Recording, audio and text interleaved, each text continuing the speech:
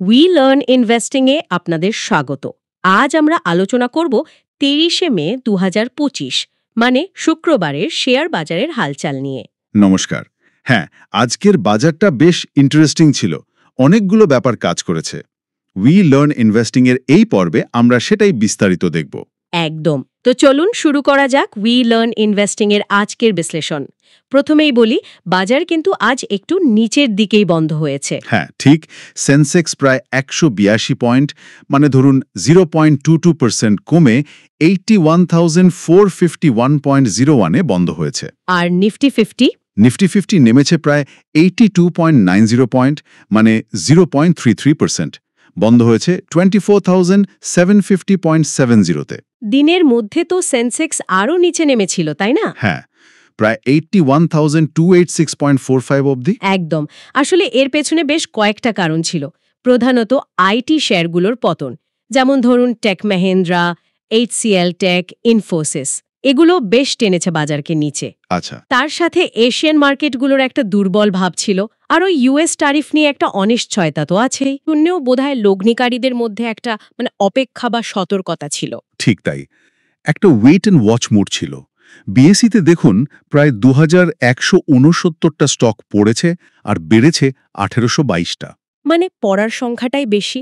Sector wise কি অবস্থা? Sector wise দেখলে মেটাল আর আইটি ইন্ডেক্স দুটোই নিচে টেনেছে বাজারকে। তবে একটা বেশ ইন্টারেস্টিং ব্যাপার হলো পিএসইউ ব্যাংক ইন্ডেক্স, ওটা প্রায় 3% বেড়েছে। ও, এটা তো বেশ উল্টো স্রোত। হ্যাঁ, বেশ চোখে পড়ার মতো। সেন্সেক্স প্যাকের মধ্যে কারা ভালো করলো, মানে গেনার কারা ছিল? গেনার্সদের মধ্যে ছিল Eternal, State Bank of India, HDFC Bank, Larsen and Toubro, Reliance Industries আর বাজাজ ফিনসার্ভ। এরা কিছুটা হলেও বাজারকে ধরে রাখার চেষ্টা করেছে। আর লুজার, মানে কাদের শেয়ার বেশি পড়েছে? লুজারদের লিস্টটা একটু লম্বা। ওই যে বললাম IT, Tech Mahindra, HCL Tech, Infosys তো আছেই। এছাড়াও Asian Paints, NTPC, Nestle, Sun Pharma, Tata Steel এরাও ছিল। আচ্ছা, রুপির কি খবর ডলারের মোকাবেলে? হ্যাঁ, ইন্ডিয়ান রুপি দিন শেষে ইউএস ডলারের মোকাবেলায় প্রায় 85.5775-এ বন্ধ হয়েছে। আর global oil benchmark Brent crude? ওটায় একটু বেড়েছে, 0.44% বেড়ে $64.43 প্রতি ব্যারেল হয়েছে। বেশ, এবার একটু নির্দিষ্ট কোম্পানির খবরে আসি। এখানে আসল মজা। বাজাজ অটোর শেয়ার আজ প্রায় 3% পড়েছে শুনলাম। হ্যাঁ, পড়েছে। কারণটা মূলত ওদের Q4 রেজাল্ট। রেজাল্টটা কি ছিল? ওদের কনসলিডেটেড নেট প্রফিট, মানে একত্রিত নেট লাভ, আগের বছরের এই সময়ের তুলনায় 10.41% কমে গেছে, দাঁড়িয়েছে 1,801.55 কোটি রুপিতে। মার্চ 2025 কোয়ার্টারের রেজাল্ট এটা। 10% বেশি পতন, যদিও ওদের ডোমেস্টিক বিজনেস রেভিনিউ নাকি সর্বকালের সর্বোচ্চ ছিল। ঠিক, কিন্তু বাজারের নজর তো প্রফিটের দিকেই বেশি থাকে, তাই না? এক্সপেকটেশন পূরণ না হলেই শেয়ার প্রাইসে তার আসর পড়ে। ব্রোকারেজদের মধ্যেও কিন্তু এটা নিয়ে বিভিন্ন মত দেখা যাচ্ছে। কেউ বলছে হয়তো সাময়িক, কেউ আবার একটু চিন্তিত। এর সাথে ওই চাইনা ম্যাগনেট কার্ভসের ব্যাপারটা কি যুক্ত, যেটা অটো আউটপুটকে প্রভাবিত করতে পারে বলে শোনা যাচ্ছে? হ্যাঁ, সেটাও একটা কারণ হতে পারে। মানে একটা বৃহত্তর অনিশ্চয়তা সেন্টিমেন্টকে প্রভাবিত করে, বিশেষ করে রেজাল্ট সিজনের সময়। লগ্নিকারীর প্রত্যাশা আর বাস্তব ফলাফলের ফারাকটা স্পষ্ট হয়ে যায়। একদম। এর ঠিক উল্টো ছবিটা কিন্তু সুজলন এনার্জিতে দেখা গেল। শেয়ার প্রায় 14% লাফিয়েছে। হ্যাঁ, ওদের Q4 রেজাল্টস বেশ ভালো হয়েছে, মানে যাকে বলে দারুণ খবর। ব্রোকারেজরাও তো টার্গেট প্রাইস বাড়াচ্ছে শুনছি। বাড়াচ্ছে।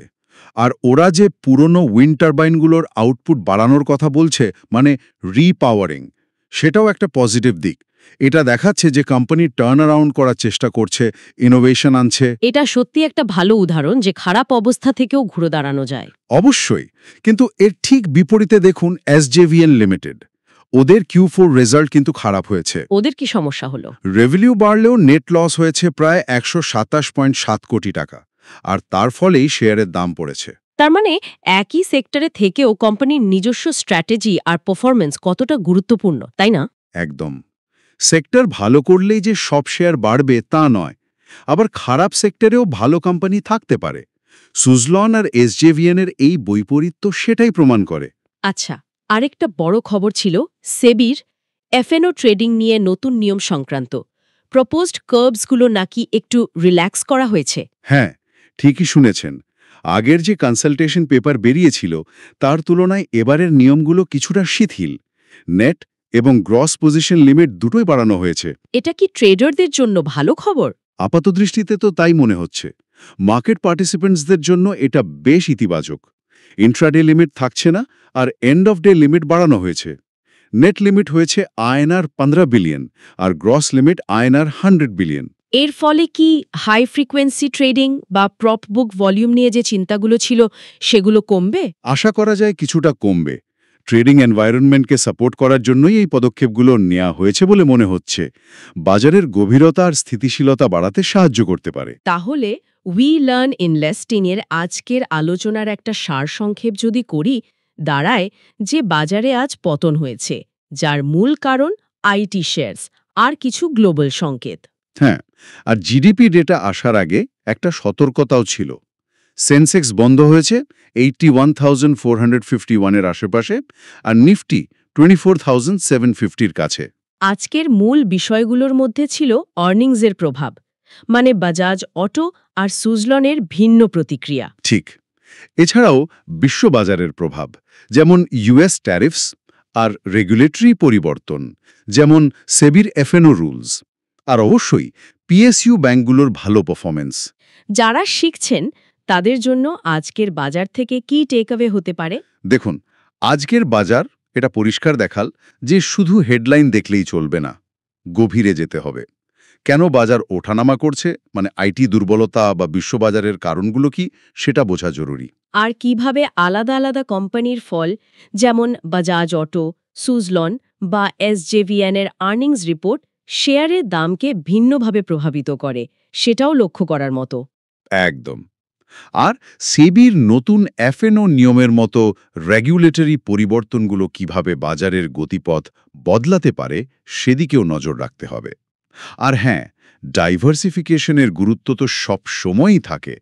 পোর্টফোলিওতে বিভিন্ন ধরনের শেয়ার রাখাটা জরুরি।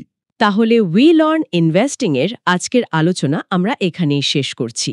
আশা করি এই বিশ্লেষণ আপনাদের কাজে লাগবে। মনে রাখবেন, শেয়ার বাজার কিন্তু বেশ জটিল একটা বিষয়। তাই শিখতে থাকুন, প্রশ্ন করতে থাকুন। আজকের আলোচনা থেকে কোন বিষয়টা আপনার কাছে সবচেয়ে গুরুত্বপূর্ণ মনে হলো, এটা নিয়ে একটু ভাবুন। উই লার্ন ইনভেস্টিং এর পক্ষ থেকে আপনাদের ধন্যবাদ। আবার কথা হবে পরের পর্বে।